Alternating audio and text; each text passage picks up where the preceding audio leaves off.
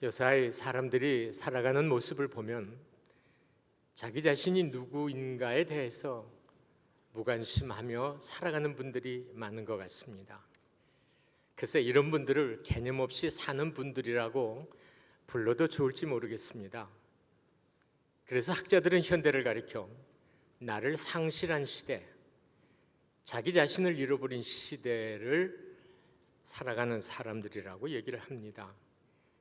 일본의 유명한 작가 무라카미 하루키 씨가 쓴 상실의 시대라는 소설이 있는데 아마도 이 소설이 오늘날 우리가 사는 그러한 시대를 고발하고 있는 책 중에 하나가 아닌지 모르겠습니다.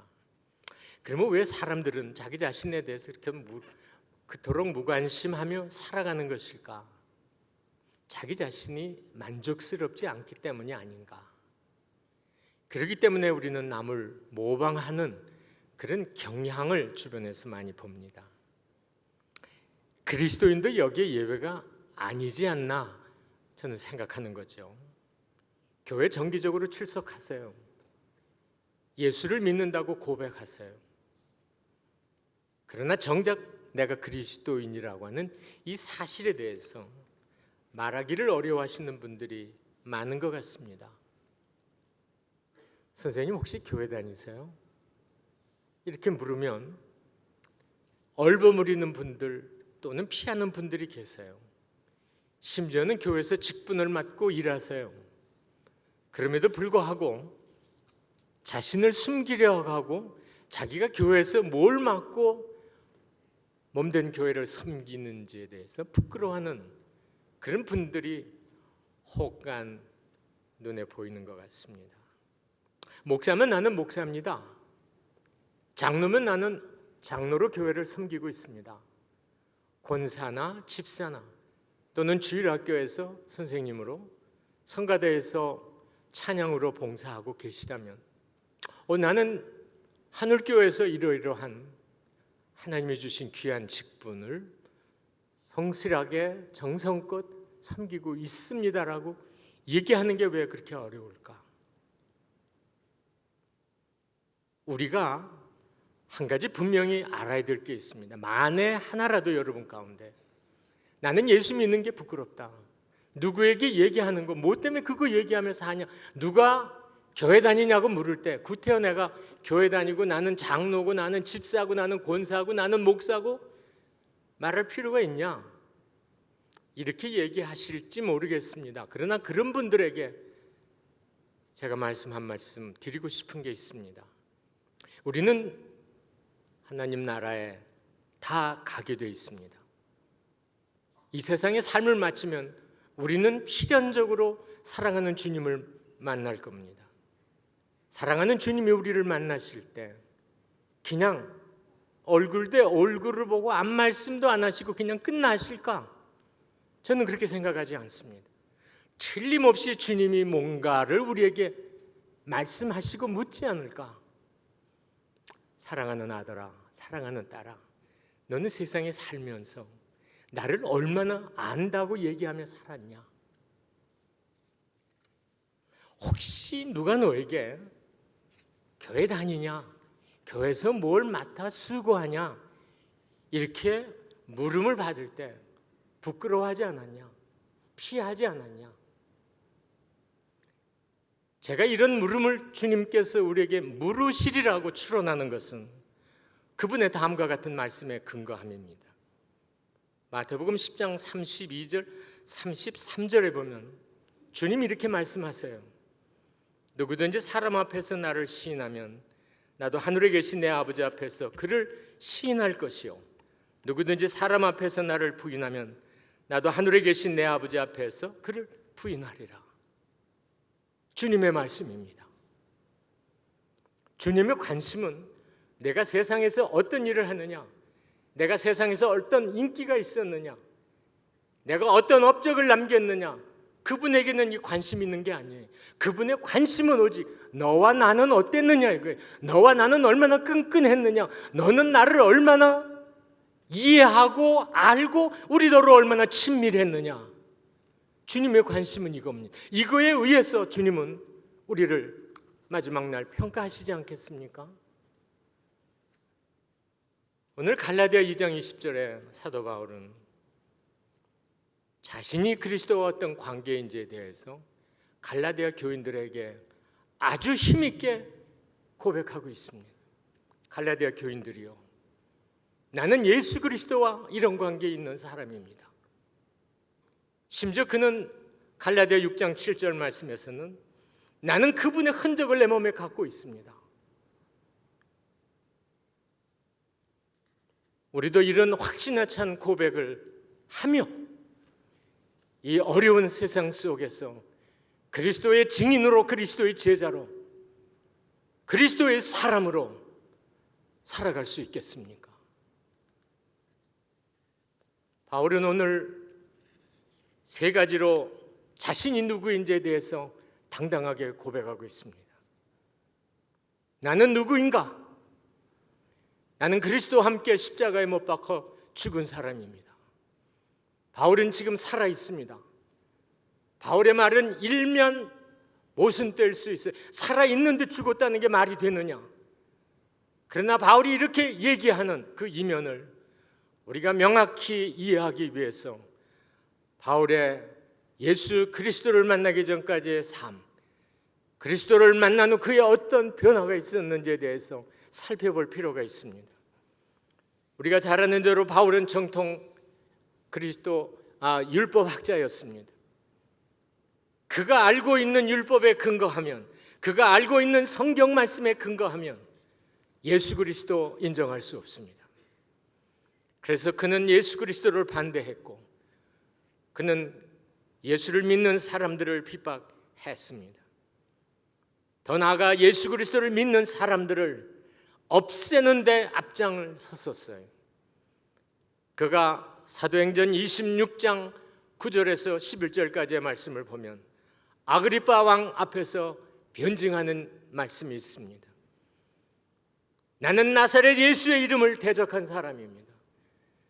나는 예수 그리스도를 생각할 때마다 격분이 생겨 견딜 수 없습니다. 나는 그의 이름을 강제로라도 모독한 사람입니다.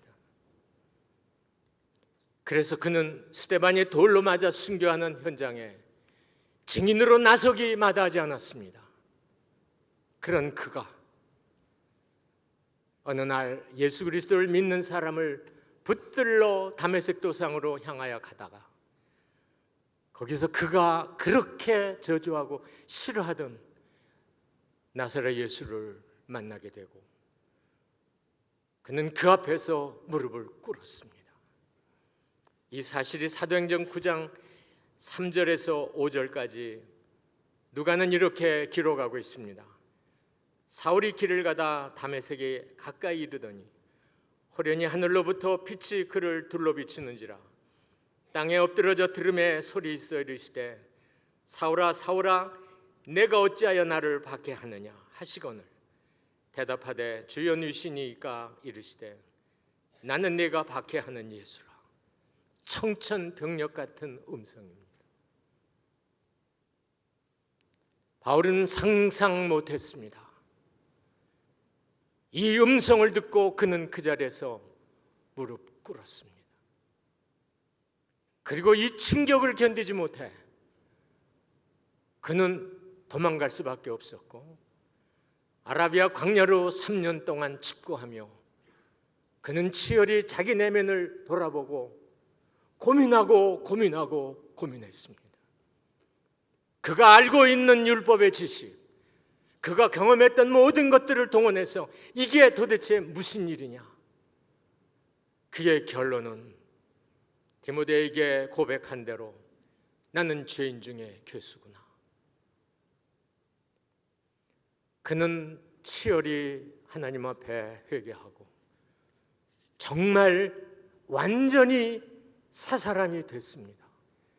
3년 동안 아라비아 광야에서 그는 율법에 미쳤던 바울이 아니고 이제는 예수 그리스도에게 미친 바울이 돼서 복음의 전사로 완벽하게 무장해서 세상에 나왔습니다.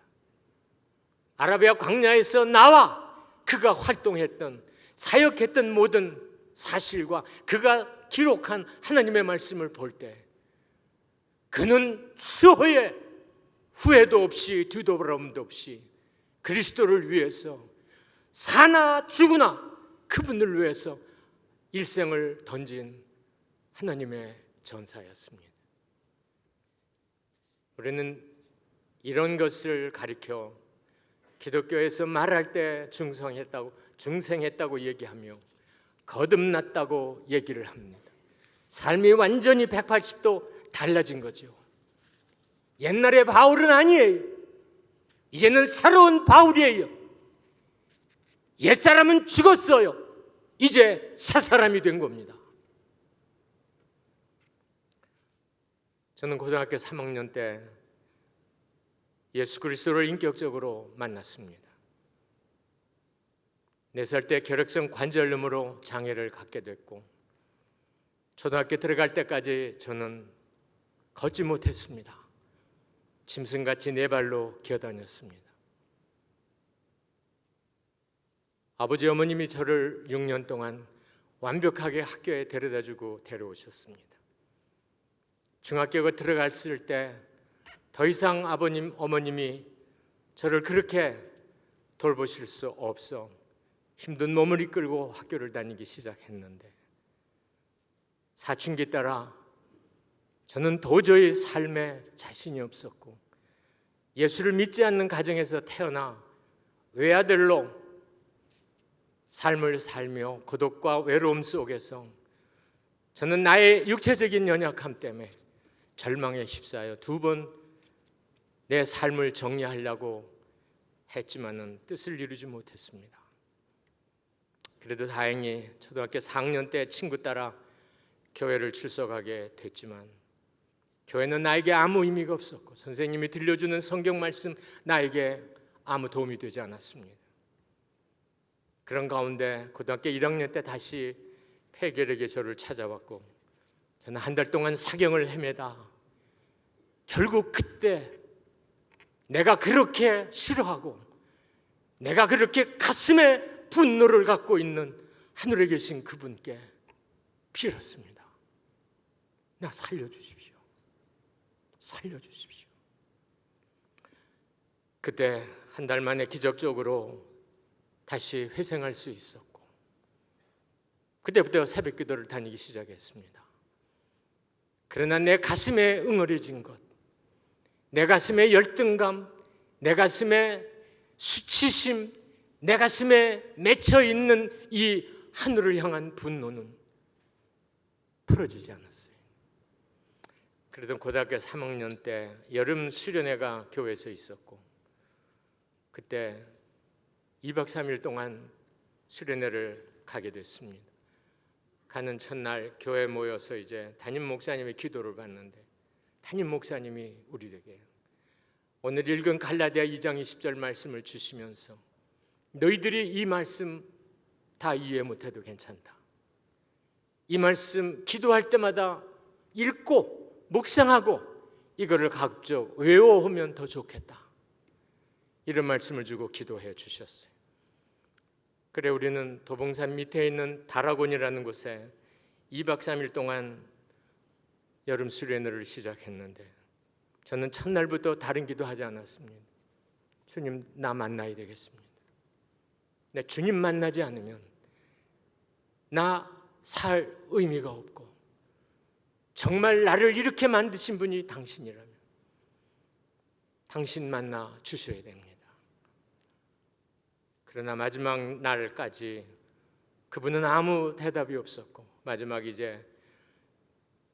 날 철회하는 그 밤에 우리 출밭에 친구들이 다 모여 앉아서 빈들의 마른 불같이 시들은 나의 영혼 목이 터져라고 눈물을 쏟으며 우리 모두는 기도했습니다.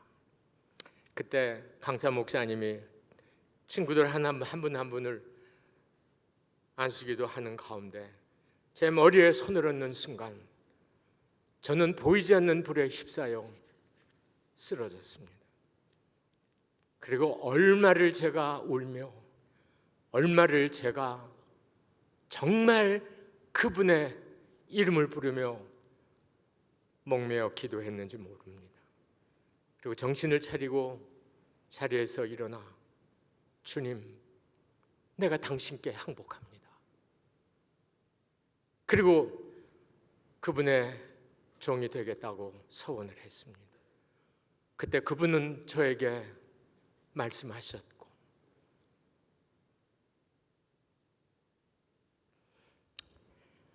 저는 지금도 그분의 음성을 잊을 수가 없습니다.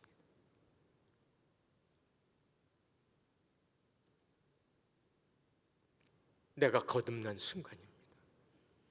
내가 새 사람이 되는 순간입니다. 나도 바울과 같이 내 몸에 그분의 흔적을 갖고 있습니다. 우리 모두에게도 이런 흔적이 있으리라고 믿습니다. 그러나 문제는 세월이 지나면서 그 뜨거웠던 열정, 그 뜨거웠던 감격 식는 거지요. 그래서 우리가 계시록에 보면은 라오디아 교회를 책망하면서 내가 차든지 덥든지 하기를 원한다고 경고의 메시지를 주십니다. 그리고 예배석 교회에는 처음 사랑을 버렸다고 책망하셨습니다. 저도 마찬가지예요. 고등학교 3학년 때 그분을 인격적으로 만난 이후 나는 계속해서 내 신앙이 상승했느냐? 물론 조금씩 상승했겠죠. 그러나 내가 돌아볼 때 나도 처음 그분을 경험했을 때 그 감격이 서서히 식어지는 것을 나도 알았습니다. 대학교 2학년 때 다시 그분은 나를 찾아와서 나에게 물으셨습니다. 내가 나를 사랑하느냐? Do you love me? 나는 그때 그분에게 Yes, I do. 나 말 못했습니다. 그리고 내가 했던 말은 주님, 내가 더 치열하게, 내가 더 열심히, 내가 내 삶을 걸고 주님을 위해서 살아가겠습니다. 사랑하는 여러분, 여러분의 지금의 신앙은 어떻습니까? 내가 그분을 만났을 때 그 처음 사랑, 그래도 그 처음 사랑을 희미하게나마 그 끈을 놓지 않고 내가 그분을 바라보면서 살아가고 있는 증거가 뭘까? 저는 두 가지라고 생각합니다. 하나는 내가 하나님의 말씀을 매일같이 사모하는가, 내가 그분 앞에 쉬지 않고 기도하기를 멈추지 않는가. 이건 너무 전통적이고 고식적인 방법일 수 있어요. 그러나 우리는 하나님의 말씀을 읽지 않고 하나님의 말씀을 묵상하지 않고 내가 그분과의 친밀감을 어떻게 더 가질 수 있겠습니까? 일주일에 한 번 이 강단에서의 목사님의 말씀을 통해서 우리가 일주일 동안을 이 환난 많고 유혹 많고 시험 많은 세상에서 이길 수 있다고 여러분 믿습니까? 우리가 매일같이 하나님의 말씀을 묵상하며 하나님과 교제하는 이 시간이 나에게는 귀중하고 나에게는 소중하고 나에게는 없어서는 안 되는 시간이라고 생각하시는가? 오늘 주보에 보니까 여러분이 성경을 일독 읽기 위해서는 이번 주간에 어디까지 성경을 읽으시면은 이 순서대로 가면 12월 31일까지 여러분이 성경을 한번 읽으실 수 있어요. 그런데 여러분 가운데 목사님 나는 벌써 1도 끝냈습니다. 나는 2도 끝냈죠. 이런 분이 계실 수 있고 또 어떤 분은 저 사실 성경 별로 읽지 못했습니다. 나는 그런 분에게 묻고 싶어요. 당신 구원을 받을 자신이 있느냐? 기도 마찬가지입니다.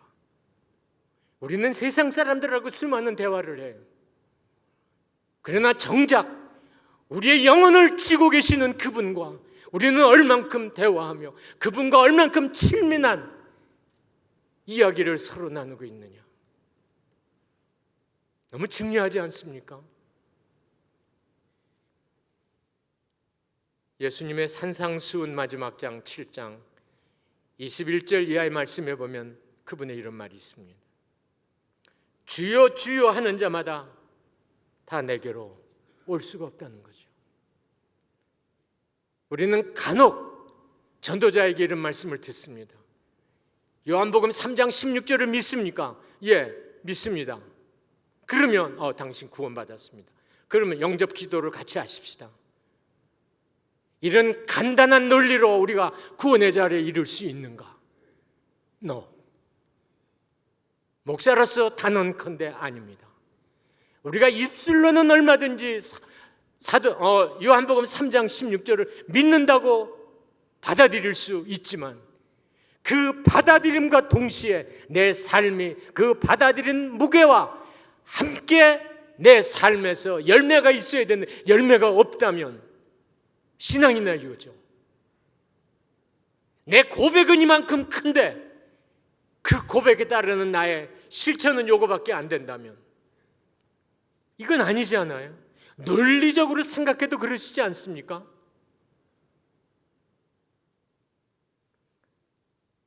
예수로 거듭난 사람들에게는 하나님의 말씀을 사모하고 기도하기를 쉬는 죄를 범하지 않으려는 거룩한 열망이 있습니다. 오늘날 세속의 물결이 그 어느 때보다 거셉니다. 예수를 사모하는 마음이 그 어느 때보다 절절해지는 우리의 신앙이 되어야 되지 않겠습니까? 바울은 이걸 알고 그는 뭐라고 얘기합니까? 뭐라고 고백합니까? 나는 날마다 죽노라.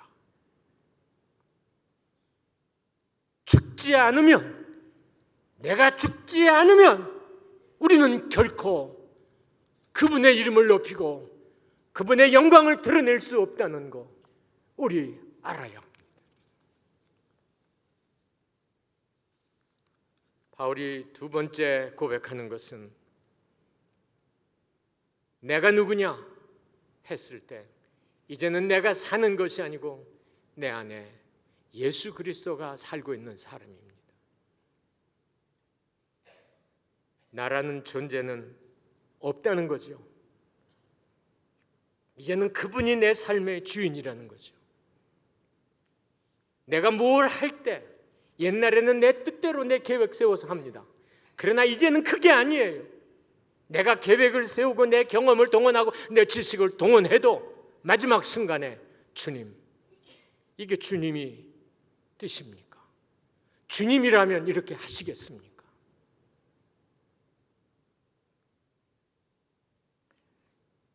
옛날에 사도 바울은 그리스도를 만나기 전에 그는 그랬습니다. 자기가 판단해서 결정해서 옳다고 그러면 행했습니다. 옛날에는 바울 하며 살았습니다. 그러나 그가 다메섹 도상에서 그분을 만난 이후 예수 하면서 삽니다. 거듭난 사람은, 삶의 주인의 자리를 그분에게 내준 사람은 결코 그의 입에서 나라는 말을 거의 사용하지 않습니다.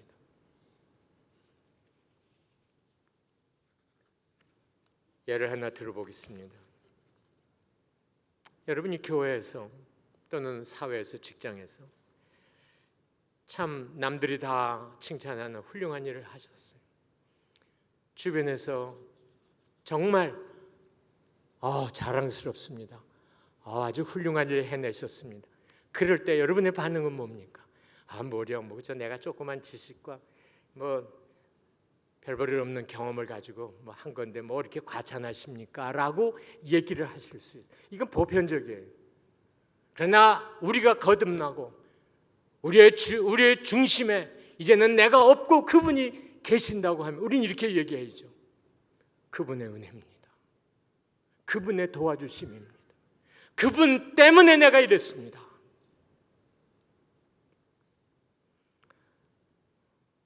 우리 자녀들을 키우는 부모님들에게도 우리는 종종 이런 비슷한 얘기를 들을 수 있는데, 자녀가 정시를 거치지 않고 수시에, 그것도 남들이 다 부러워하는 학교에 쉽게 합격을 했어요. 주변에서 난리가 났습니다. 아니 어떻게 그 그 어려운 학교를, 그것도 정시가 아니고 수시에 합격하다니요. 대단합니다. 그랬더니 이 부모님 하시는 말씀이 운이 좋았죠. 예수 믿는 사람은, 거듭난 사람은 내 삶의 중심에 내가 아니고 그분이 계신다고 고백하는 사람은 이렇게 얘기하면 안 되죠. 하나님의 은혜입니다. 하나님께서 우리 아들 우리 딸을 도와주심으로 이렇게 됐습니다. 그분께 영광을 돌리셔야죠.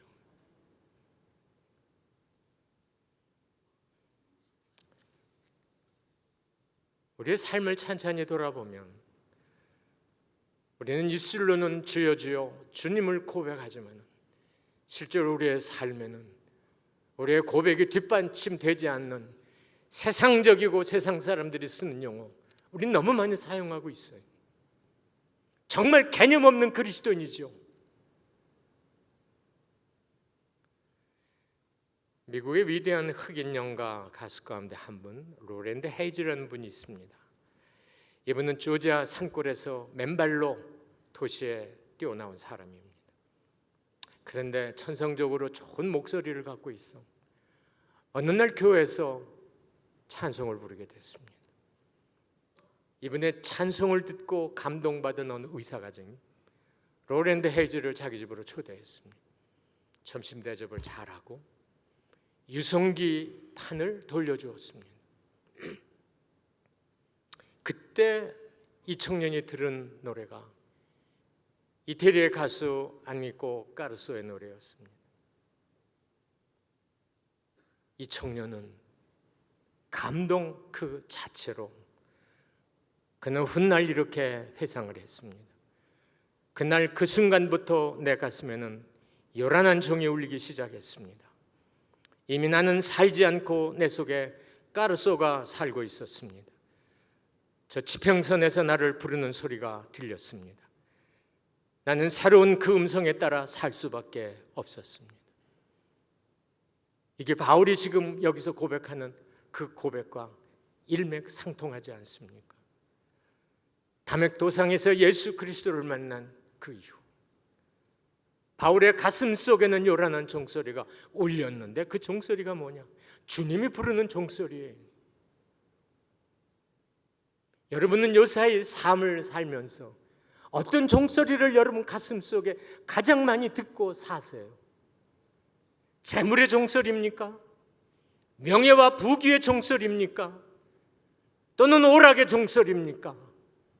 무슨 종소리가 여러분을 부릅니까? 예수 그리스도를 믿는다고 고백하는 거듭난 그리스도인들은 그리스도가 부르는, 그리스도가 울리는 종소리를 들으며 살아가는 사람입니다. 이 종소리에 우리가 민감하기 위해서는 하나님의 말씀을 열심히 사모하고 읽으며 하나님 앞에 무릎 꿇고 기도하기를 쉬는 죄를 범하지 않는 이 절절한 열망이 우리에게 있어야 된다고 믿습니다. 사랑하는 여러분, 우리의 남은 날이 얼마가 됐는지 모르나 우리의 남은 날 정말 사랑하는 그 주님을 위해서 철저하게 우리의 신앙을 살아가시기를 주님의 이름으로 축복합니다. 마지막 사도 바울은 내가 누구냐 하는 질문에 대해서 내가 지금 살고 있는 것은 하나님의 아들 예수 그리스도를 믿는 그 믿음 안에서 삽니다. 그러니까 한마디로 얘기하면 내가 지금 사는 것은 믿음, 그걸 의지하고 산다는 얘기예요. 나는 다른 거 다 필요 없다는 얘기예요. 물질, 자식, 명예, 부귀, 세상의 그 아름다운 것 no. 나는 오직 예수를 믿는 그 신뢰하는 마음 갖고 나는 지금 살고 있습니다. 그래서 바울은 빌립보 교인들에게 빌립보서 3장 7절 8절에서 이런 고백을 합니다. 그러나 무엇이든지 내게 유익하던 것을 내가 그리스도를 위하여 다 해로 여길 뿐더러 또한 모든 것을 해로 여김은 내 주 그리스도 예수를 아는 지식이 가장 고상함을 인함이라. 내가 그를 위하여 모든 것을 잃어버리고 배설물로 여김은 그리스도를 얻고 그 안에서 발견되려 함이라. 바울은 예수를 위해서, 나사렛 예수를 위해서 모든 것을 다 해로 여겼어요. 배설물로 여겼어요. 바울에게는 오직 예수 하나만 족했어요. 그래 그는 뭐라고 고백합니까? 나는 풍부에 처할 줄도 알고 비천에 처할 줄도 안다. 그래서 나는 삶의 일체의 비결을 배웠다. 나는 삶의 모든 영역에서 자유하다는 거죠. 그러기 때문에 내게 능력 주시는 자 안에 내가 아무것도 없지만 나는 모든 것을 할 수 있다고 당당히 고백하고 있지 않습니까? 사랑하는 성도 여러분, 여러분의 삶에 지금 뭐가 더 필요합니까? 물질입니까? 자식입니까? 부귀입니까? 세상 그 무엇입니까?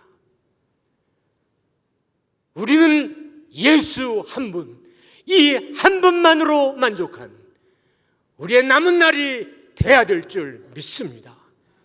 그러므로 인해서 우리가 삶의 어떤 역경과 환난 속에서라도 그분을 의지하고 그분을 신뢰하며 그분의 끈을 놓지 않으며 우리가 마지막 날까지 승리의 길을 가게 될 줄 믿으며 이런 삶을 여러분들이 이루어 가시기를 주님의 이름으로 축복합니다. 말씀을 맺겠습니다. 당신은 누굽니까? 누가 우리에게 물을 때 우리는 어떻게 대답을 해야 하는가? 바울이 오늘 고백한 이 고백에 근거하면 나는 옛날 황성철이 아닙니다. 옛날의 나로 생각하지 마십시오. 나는 새로워진 황성철입니다. 나는 내 삶의 주인의 자리를 예수 그리스도에게 내준 사람입니다.